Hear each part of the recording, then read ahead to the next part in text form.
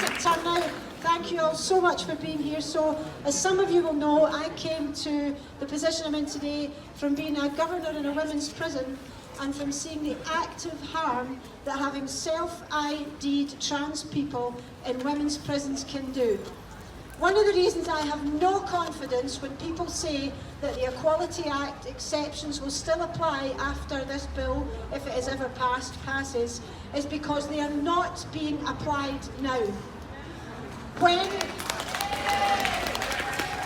third sector organisations apply to the government now for funding, they are required on the form to talk about how they will be trans exclusive.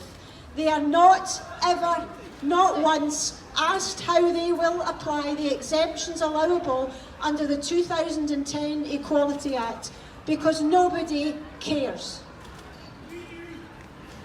We do! Thank you.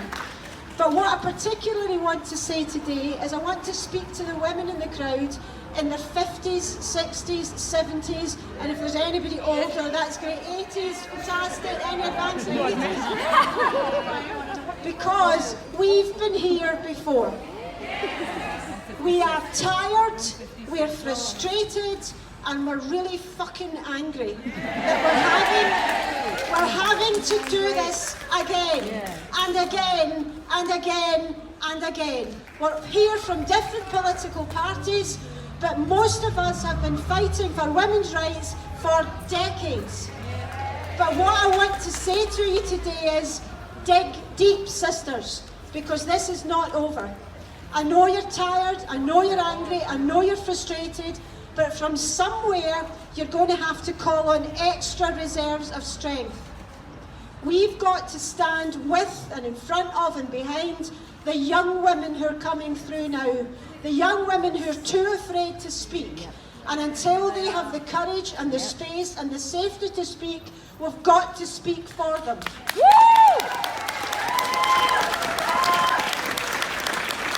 Because let me tell you, in 30 years they'll have to do this again.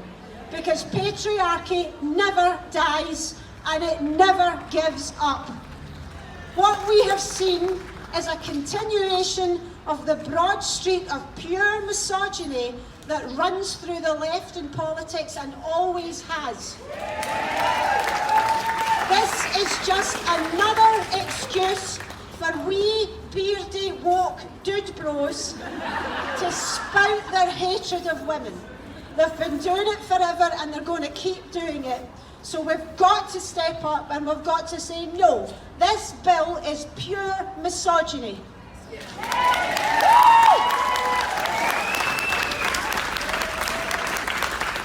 And I just want to say, if there are any transphobes in the audience, please leave now.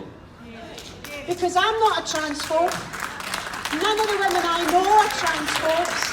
Biology is not transphobic. Women's rights are not transphobic. And the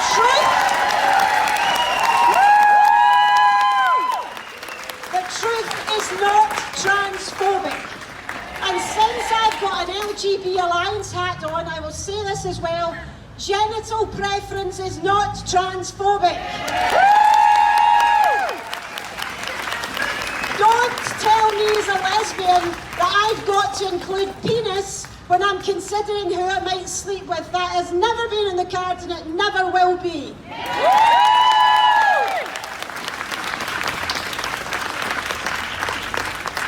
This is good fun. I quite enjoy myself now. What I do want to say as well is that if nothing else, this is the most appallingly badly drafted bill I have ever seen.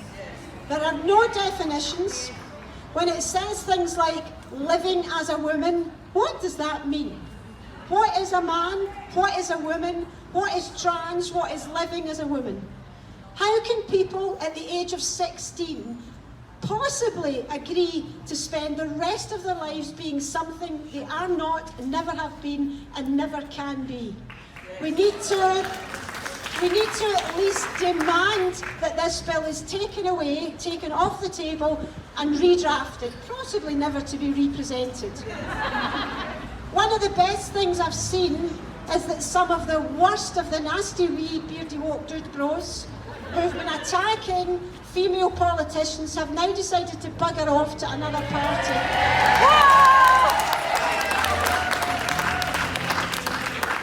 And that poor other party's welcome to them because they're adding sod all of any use to this debate. So finally, just a word of encouragement and exhortation. Sometimes this has felt like the most difficult fight of my life.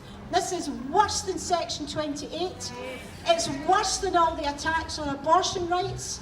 It's worse than all the fights we had around equal pay for equal jobs, because there is more naked hatred in this debate than in anything else I've ever seen, and it's not coming from us.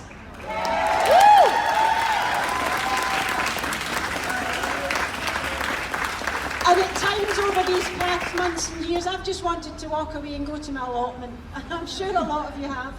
But what I want to say is keep going, because we are winning.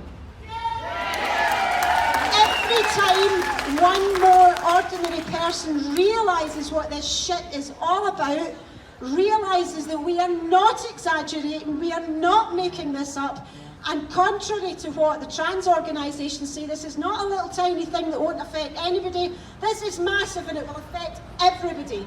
And every time one more person gets turned on to that truth, we take another step forward. So keep fighting. Stand up, sing for the future, change the world, don't